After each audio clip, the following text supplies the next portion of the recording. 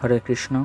নমোয়ং বিষ্ণুপদায় কৃষ্ণপৃষ্ঠায় ভূতলে শ্রীমতে ভক্তিবেদান্ত স্বামিনীতি নামিনে নমস্তে সরস্বতী দেবে গৌরবাণী প্রচারিণে নির্বিশেষ শূন্যবাদী পাশ্চাত্যদেশতারিণে বাঞ্ছাকল্পতরুভ্যশ্চ কৃপা সিন্ধুভ্য এব চ পতিতানাং পাবনেভ্যো বৈষ্ণবেভ্যো নমো নমঃ। জয় শ্রীকৃষ্ণ চৈতন্য প্রভু নিত্যানন্দ শ্রী অদ্বৈত গদাধর শ্রীবাসাদি গৌরভক্তবৃন্দ। হরে কৃষ্ণ কৃষ্ণ কৃষ্ণ হরে হরে, হরে রাম রাম রাম হরে হরে। জয় গুরুদেব, জয় প্রভুপাদ। শ্রীমদ্ ভক্তিচারু স্বামী গুরু মহারাজের সংক্ষিপ্ত জীবনী। প্রভুপাদগত প্রাণ, যার জীবন ও প্রাণ শ্রীল প্রভুপাদের শ্রীচরণ কমলে নিবেদিত।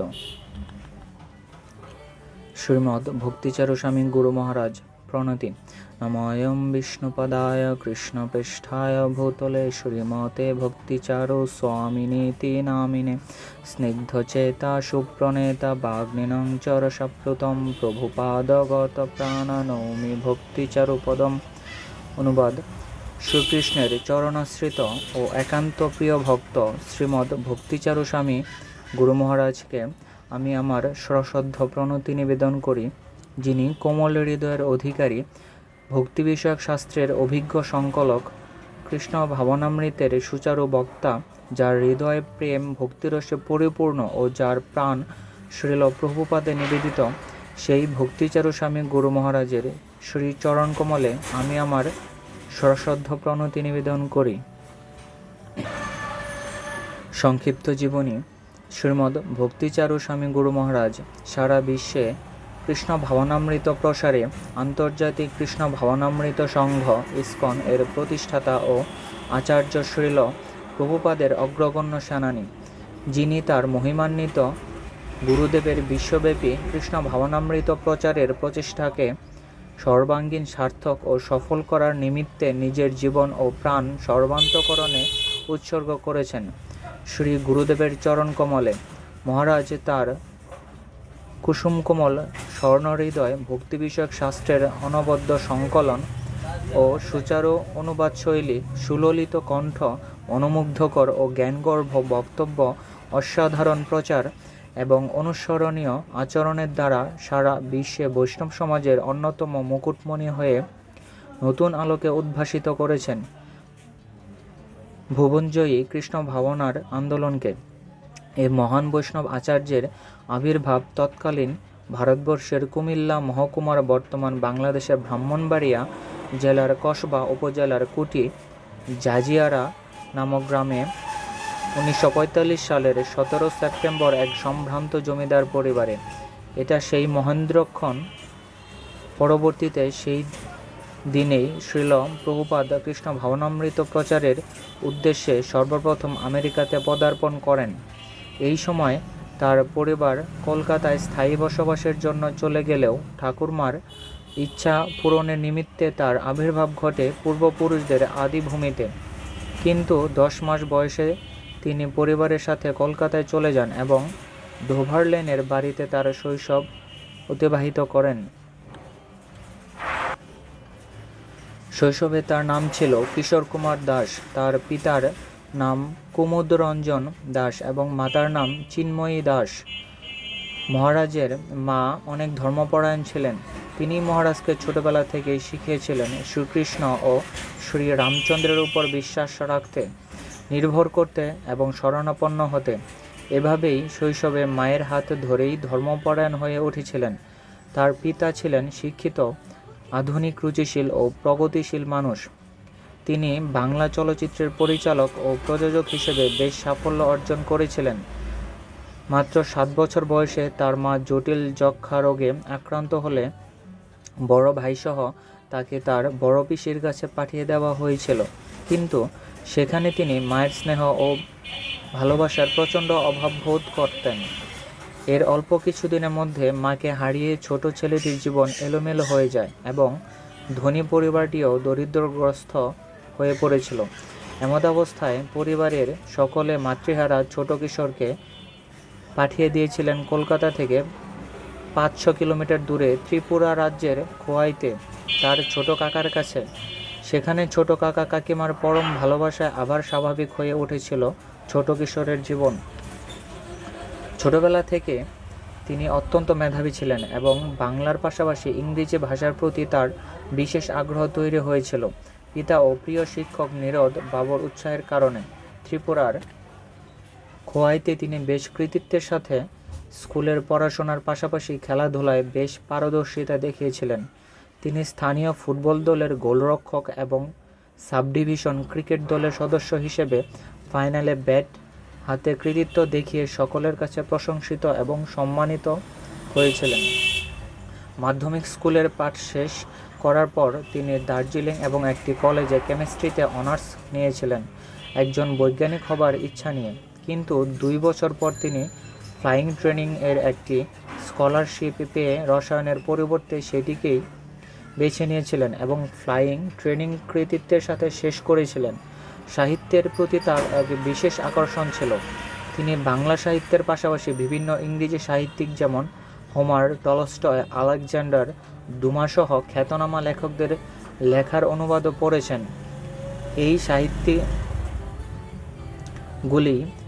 তার মধ্যে অদেখা বিশ্বজগৎকে দেখার এক অদম্য বাসনা জাগিয়ে তুলেছিল এবং এই উদ্দেশ্য পূরণ করার জন্য তিনি এক বন্ধুর সাথে যৌথভাবে বন কফির ব্যবসা শুরু করে বেশ লাভবান হয়েছিলেন। পরবর্তীতে বিদেশে উচ্চশিক্ষা সম্পূর্ণ করার উদ্দেশ্যে তিনি জার্মানিতে পাড়ি জমানো মনস্থির করেছিলেন এবং অজানা বিশ্বকে দর্শন করার উদ্দেশ্য নিয়ে স্থলপথে 1970 সালের গ্রীষ্মের এক সন্ধ্যায় মুম্বাই থেকে যাত্রা শুরু করে ইরাক, তুরস্ক, গ্রিস, ইতালি এবং সুইজারল্যান্ড হয়ে জার্মানিতে পৌঁছান।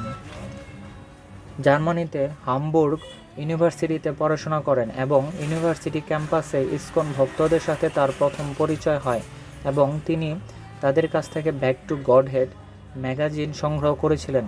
ভক্তদের আমন্ত্রণে তিনি বিশ্ববিদ্যালয়ের সন্নিকটে আলটোনা ইসকন মন্দিরে বেশ কয়েকবার গিয়েছিলেন।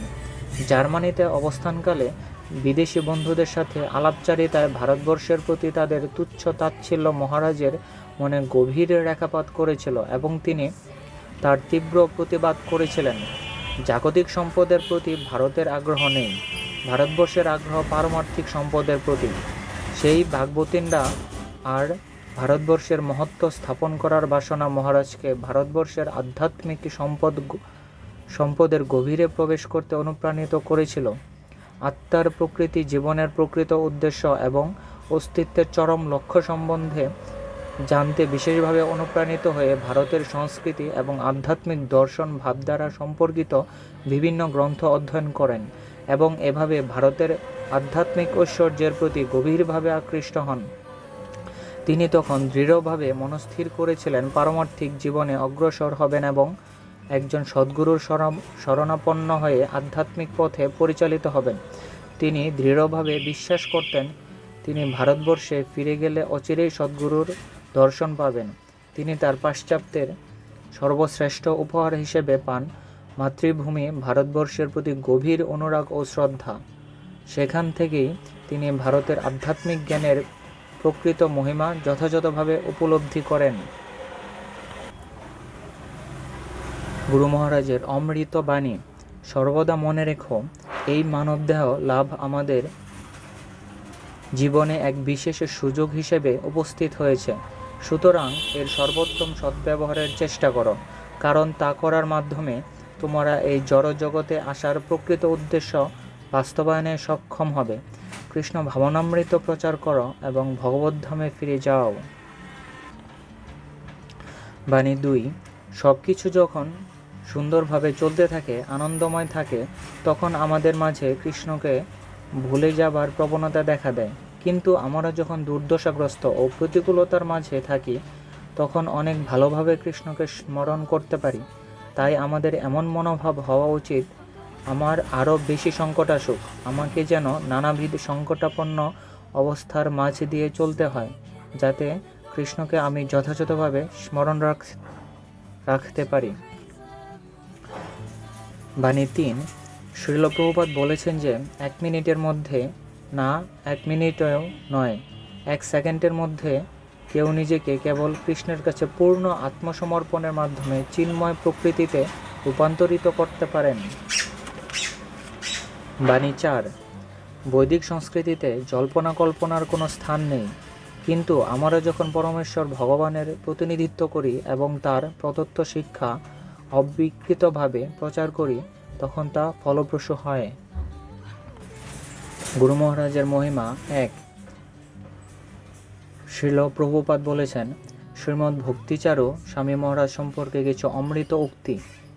সঙ্গীত, দর্শন, পারমার্থিক, সংস্কৃতি ও ব্যক্তিগত ব্যবহারের মাধ্যমে কৃষ্ণ ভাবনামৃতে আদর্শ চরিত্রের পূর্ণতা প্রকাশ পায়, যা সম্পূর্ণরূপে ভক্তিচারুর মধ্যে আছে।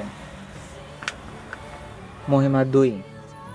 শ্রীমদ্ শচীনন্দন স্বামী ভক্তিচারু স্বামী মহারাজের পুরো ধ্যান ধারণাতেই যেন শুধু শ্রীল প্রভুপাদ মহারাজের ভক্তি জীবন সত্যি অসাধারণ। তিনি যেখানেই যান সেখানে শ্রীল প্রভুপাদের ও কৃষ্ণের প্রতি তার আনুগত্য এবং ভক্তিমূলক সেবার দ্বারা প্রত্যেকের হৃদয়ে স্পর্শ করেন এবং অনুপ্রেরণা যোগান। মহিমা 3। শ্রীমদ্ প্রহ্লাদানন্দ স্বামী শ্রীমদ্ ভক্তিচারু স্বামী গুরু মহারাজ বৈষ্ণবোচিত সদাচার ও গুণাবলীর এক বিশাল সিন্ধু। তার উদারতা ও মহারাজের প্রতি আমি বিশেষভাবে কৃতজ্ঞ।